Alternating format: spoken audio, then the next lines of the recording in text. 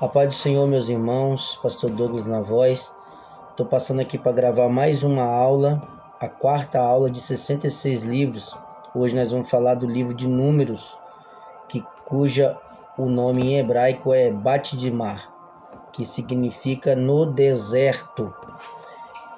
Todo esse livro que eu vou estar dizendo hoje, eu já falei de Gênesis, Êxodo, Levítico, hoje é o livro de Números. E a última aula do Pentateuco, o livro de Deuteronômio, que é a próxima aula, aula 5. Todos esses livros que eu estou gravando apenas um resumo, um panorama de cada livro para os irmãos ter acesso aos pontos principais e primordiais de cada livro. Os assuntos de cada livro é extenso, é grande, mas aqui em poucas palavras eu vou explicar para os irmãos terem uma ideia, para que você tenha o desejo também de procurar mais informações e pode me perguntar também. Aí tá meu WhatsApp, aí na plataforma do YouTube, onde essa mídia chegar, os irmãos têm acesso às minhas redes sociais, Douglas Guim, e pedindo também para os irmãos compartilhar esse vídeo, curtir e se inscrever no canal. É de grande relevância para mim e para o YouTube, né? Indicar as minhas aulas para outros irmãos que não têm condição de pagar uma aula teológica, né? Nós estamos aqui fazendo vários vídeos, tanto de teologia básica, tanto de curiosidades, tantos de vídeos de forma média e também de forma mais difícil, né? A qual os alunos, até mesmo pessoas que já dão estudo, professores, pessoas que já são catedradas, têm acompanhado também para aprender, assim como eu também tenho fazido na minha jornada teológica, pastoral e também evangelística, né? A gente vai morrer aprendendo. Então peço aos irmãos que podem perguntar, vamos discutir temas, divergir opiniões e assim vai, para a gente crescer na graça e no conhecimento.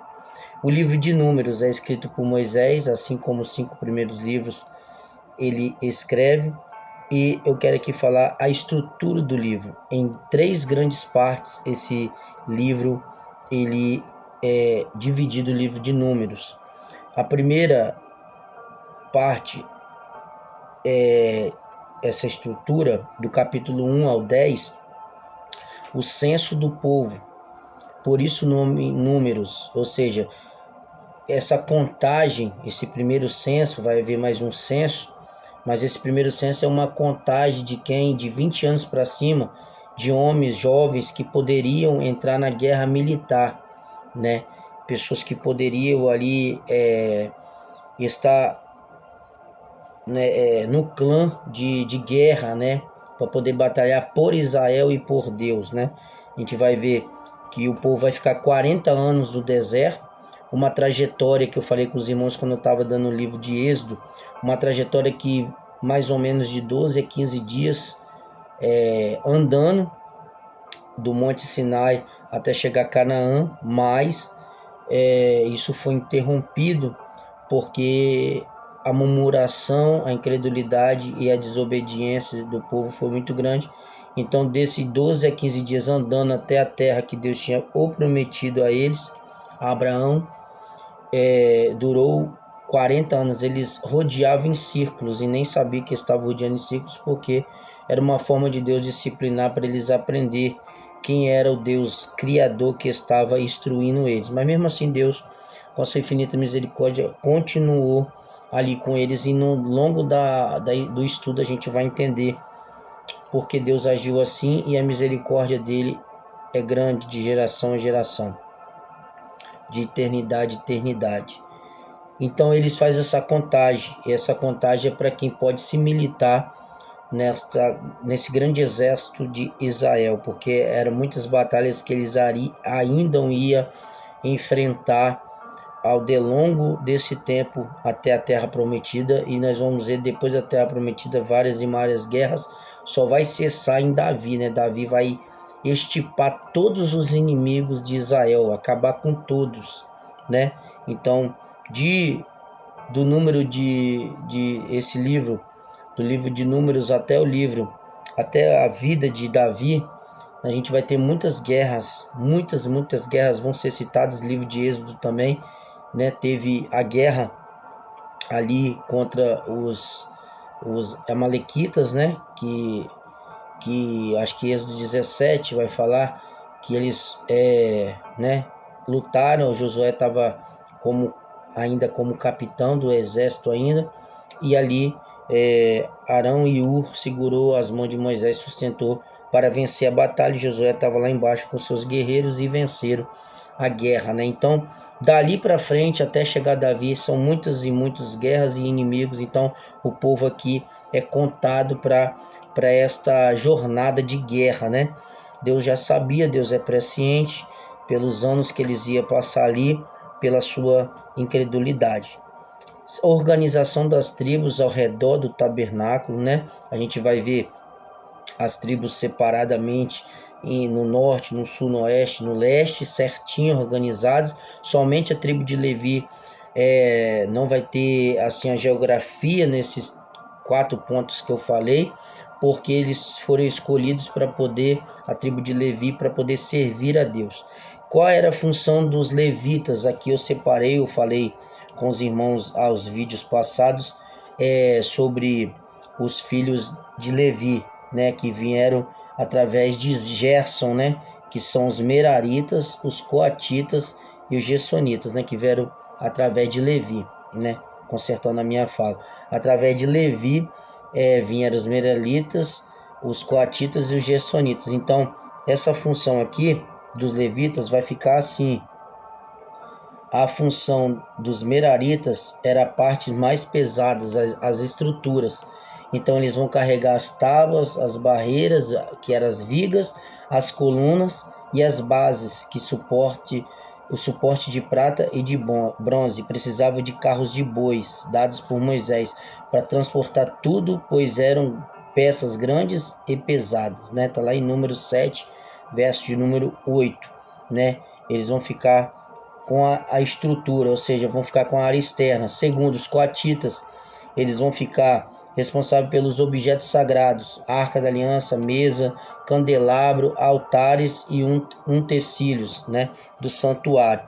Ou seja, do átrio, do santo e do santíssimo, eles vão ter a responsabilidade de carregar, mas tinham um véu cobrindo, um pano, né, azul cobrindo para eles não ter acesso, eles não podiam ver, né? Principalmente a Arca da Aliança, eles não podiam ver, senão, e nem tocar, né? Ó, eles não podiam tocar nos objetos sagrados, o sacerdote os cobria com os panos e só então os coatitas carregavam, e somente carregavam os utensílios da casa do Senhor. Não receberam carros, carregava tudo nos ombros. Números 7 e 9. Terceiro, Gersonitas, né? Ambos esses 3 filhos filhos de Levi, tá, irmãos? Responsável pelos tecidos e cortinas, a área interna, tá, irmãos? A área interna era responsável dos gersonitas, as tendas, as coberturas, as cortinas do átrio e corda e acessórios. Recebeu 2 carros para transportar os tecidos, número 7. Amém? Então, os meraritas são responsáveis pela estrutura do lado de fora, os coatitas dos utensílios e os gersonitas são responsáveis do lado de dentro, né? Do lado interno do tabernáculo. Esse tabernáculo ele ia ficar em movimento, né? Desde do que quando Deus deu a planta de tudo, né? Que foi feito em Êxodo, né? A partir do capítulo 25, de tudo que foi feito para Deus, para construir as margens, né? Tudo, né? Então eles desmontariam e montariam. Desmontaria onde Israel parasse para acampar, eles montariam e depois desmontariam, né? Então essa era a função dos levitas. Preparativos para partir rumo à terra prometida. Outro ponto, eles faziam muitos preparativos para poder ir, só que diversas vezes eles tinham que parar para fazer a montagem e desmontagem, capítulo 11 até o verso 25. Aí agora nós vamos entrar na segunda peregrinação, a rebeldia no deserto, do 11 ao 25, né? Que agora vai começar a segunda parte do livro de Números. É complexo, irmãos, é muito conteúdo. Então eu separei aqui para os irmãos ter um acesso assim para poder abrir a mente dos irmãos. É longa essa jornada de estudo, é cansativo, mas vale a pena vocês aprender. Então a primeira parte, fazendo a recapitulação, é a preparação no Sinai, capítulo do 1 até o 10. A segunda parte dessas três é peregrinação e rebeldia no deserto, que vai do 11 ao 25. E essas partes da segunda parte são a murmuração do povo, o fogo de Deus e a praga das cordonizes, né? O povo fica enjoado de comer pão, maná, e aí eles reclamam, e Deus manda cordonizes até a carne sair pelo nariz. A rebelião de Miriam e Arão, que se rebeliaram contra Moisés por causa da sua mulher, a Zíbora. Os 12 espias, né, que 10 apresentou incredulidade para poder espiar e ver como era a terra, e 2 acreditaram, e dentro desses 2 era Josué e Caleb, que acreditaram, né, naquilo que era impossível aos olhos humanos, né? E aí ficaram 40 anos porque o povo até queria matar quando Josué e Caleb voltou para falar, não, é difícil, as uvas tinham que carregar, irmãos, em 2, 3, as caixas eram muito grandes. Só que os 10 falou, os gigantes lá é grande demais, lá é impossível, é intransponível, não vamos conseguir. Mas Josué e Caleb guardou a fé, a esperança, teve força de vontade. Eles até queriam matar os dois lá, o povo. E aí Deus, através disso, Deus decreta, né? Deus falou, o povo não sairá porque não acredita, não tem fé nenhuma, é incrédulo, né? E isso feriu Deus, entristeceu Deus. Deus é um Deus invisível, não tem corpo, mas ele tem espírito ele tem alma, porque ele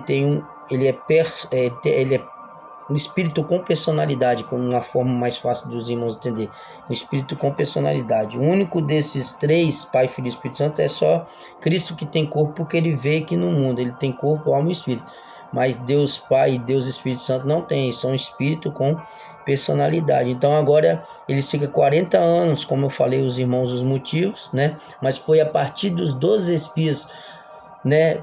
Quando eles viram a terra e os 2 acreditaram e os 10 não, e o povo ficou do lado dos 10, Deus decretou os 40 anos para que eles vinham ser disciplinados. Aí vem a outra rebelião de Corá.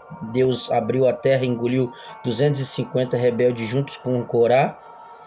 A serpente de bronze, vai falar lá em João, capítulo número 3, naquela passagem bastante conhecida, né? Aí que Jesus se fez o que na cruz do madeiro. Quem olhasse para a cruz, olhava para a salvação, né? Então, quando Moisés pediu misericórdia para que Deus não matasse o povo, as serpentes veio, né? Picou, aí e aí Deus falou, levanta uma serpente no meio do deserto, né, no meio do madeiro, e quem olhar para ela vai ser curado. Então foi uma forma de alguns, né, alguns ainda sobreviver. Muita gente morreu por esse episódio. Aí Jesus vai relatar esse episódio em João, capítulo de número 3, quando ele fala lá, né, porque Deus amou muito de tal maneira. Nesse contexto, acho que nos versículos anteriores, do 10 até chegar ao 15 ali do capítulo 3, ele vai falar que ele se fez, né? Ele ia para o madeiro e quem olhasse para ele se fez maldição, porque ele se fez como serpente, né? Como ele deu essa figura de serpente, que para nossa visão, para o nosso entendimento é uma figura ruim, mas quem olhasse para ele se fez maldição por nós na cruz, né? E aí ele falou, quem olhasse seria salvo. Hoje nós somos salvos por causa da cruz, ele se fez maldição. Então, tanto o livro de Levítico como o livro de Números também é linkado lá também em Hebreus, como eu falei na aula passada com os irmãos. Não só esses livros, mas outros livros também, enfim, todos têm alguma referência ou alguma profecia ou algo que faça essa analogia com o Novo Testamento, porque o tema central dos 39 livros do Antigo Testamento o tema deles é Cristo, Jesus como tema. Em alguma forma apresenta Jesus de alguma maneira nesses 39 livros. Aí vem Balaque e Balaão, né? Esse rei moabita e esse profeta de Israel, Balaão vai vender seu ministério. Aí tem aquele texto que todos gostam, né? Deus que não é homem para que minta, nem filho do homem para que se arrependa, né? A gente vai ver esse profeta se vendendo por riqueza. A gente vai ver a idolatria em Moabe, quando ele chega lá. Aí, grande foi a trajetória, né, deles, né? Passaram também dentro de Moabe, também a idolatria foi muito forte dentro de Moabe. Olha só as coisas que eles foram ajuntando perante a Deus. Aí nós chegamos na terceira etapa dessas três, a nova geração e a preparação para entrar em Canaã, do capítulo 26 ao 36, que fala bem assim, do novo censo. Você lembra do primeiro censo que eu falei? Da contagem, agora vai ter uma segunda contagem, porque a geração antiga morreu tudo, todos aqueles que não acreditou, que foram incrédulos, todos aqueles que não botaram fé em Canaã, que Deus fez aquela promessa, e ele cumpriu a promessa que ele fez a Abraão, Isaac e Jacó, e todos os seus descendentes após eles não acreditaram, todos esses ficaram no deserto, morreram. Inclusive, irmãos, Arão, Miriam morreram no capítulo 20, e também Deus também não deixou Moisés, Deus mandou ele falar com a rocha, ele feriu a rocha, né? Bateu na rocha 2 vezes, né? E um dos motivos também foi tanto que o povo murmurou, enfureceu ele, deixou ele enfurecido, porque ele não aguentava mais o povo reclamando, vendo Deus fazendo as coisas, e Deus fazendo, dando livramento, abrindo água para eles beber de uma rocha, de uma água amarga se tornou uma água potável para eles beber. Deus colocou uma nuvem de dia, né, tanto para guiar, né, dando direção, tanto para poder jogar vento, para eles não sentir calor, para eles se sentir confortáveis. Aí à noite se esfriava muito no deserto, aí Deus colocou uma coluna de fogo para aquecer eles. Não faltou pão para comer, o maná, né, do Senhor. Não faltou, todas as manhãs tinha maná na porta de cada um. Então Deus, e as roupas e as sandálias não envelheciam, né? Do jeito que eles foram pro deserto, a roupa do jeito que ficou, do jeito que foi, ficou. Não envelhecia essas roupas, aleluia. Então a gente não vê um Deus vingativo, porque Deus está cuidando do teu povo, mas vê um Deus triste, magoado, entristecido pela forma de ingratidão para o povo. Uma das coisas que não tem explicação é ingratidão. Quem rouba por um motivo. Quem adultera por um motivo.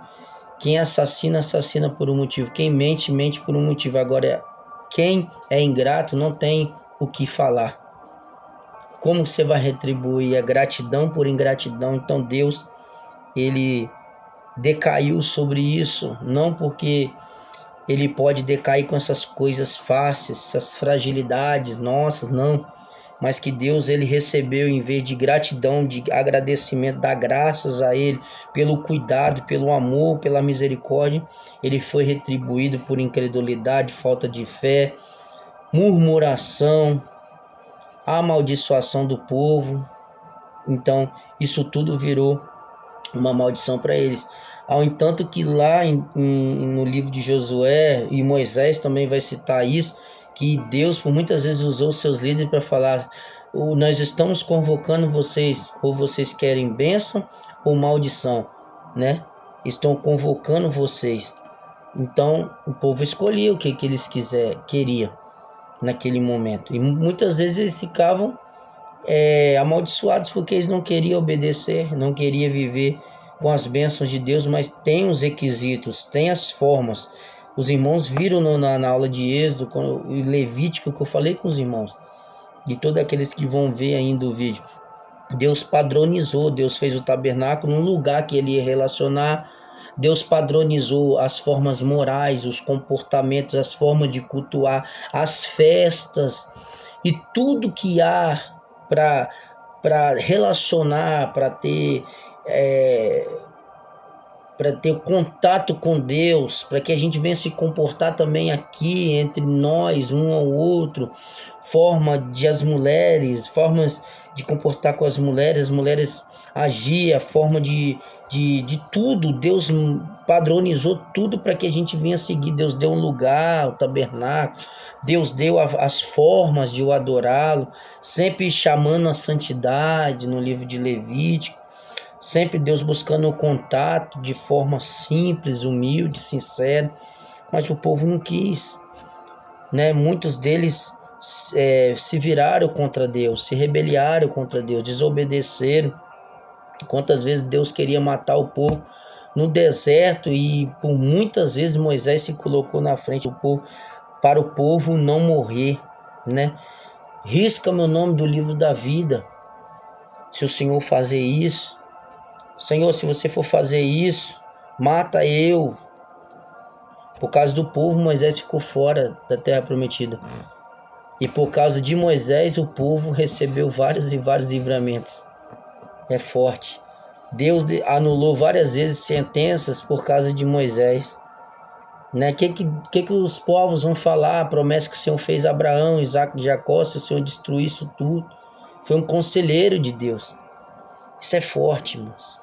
Então o povo faz a gente perder a bênção, perder lugares, perder promessas, perder lugares que o Senhor preparou para nós, por causa que a gente vai se irar, vai se revoltar com o que o povo está retribuindo. A gente fica, quem é líder sabe, a gente fica irado com as ingratidões do povo, tanto para com quem está liderando, como para quem é o dono da obra, que é Deus, né? A falta de atitudes, a falta de compromisso, de comprometimento, faltas que o povo olha e acha normais, mas para nós líderes e para Deus estamos em falta com ele. Então, os temas importantes desse livro, para não ficar muito extenso: fidelidade com Deus, mesmo quando o povo falha, Deus sustenta e guia, disciplina. Consequências da incredulidade, recusa de entrar em Canaã, gera 40 anos de peregrinação. Liderança espiritual, Moisés e Arão e depois Josué aparecem como modelos, como falhas humanas. Cristo em números, serpente de bronze, eu falei com os irmãos, símbolo de Cristo levando a cruz. João 3,14, maná, pão do céu, água da rocha, Cristo como fonte de vida. E a linha do tempo de números, ano 2 após o êxodo, preparação e organização, partida do Sinai, rumo a Parã, negativa em Canaã, condenação à peregrinação. Quarto, décadas de caminhada e morte na geração infiel. E o ano 40, nova geração pronta para entrar na terra. Então Deuteronômio ele vai trabalhar com uma nova geração, uma nova forma, uma nova leitura, né? A gente vai estar vendo, vou estar gravando o livro de Êxodo, de Deuteronômio, mas que esse ensinamento não seja só uma aula, irmãos, mas a gente venha colocar em prática. Seja obediente ao Senhor, seja grato ao Senhor, como Paulo diz, em tudo dai graça, por mais que não esteja na vontade que nós queríamos, mas o cuidado do Senhor, as mãos do Senhor estão estendidas. Amém? Que Deus venha abençoar a sua vida.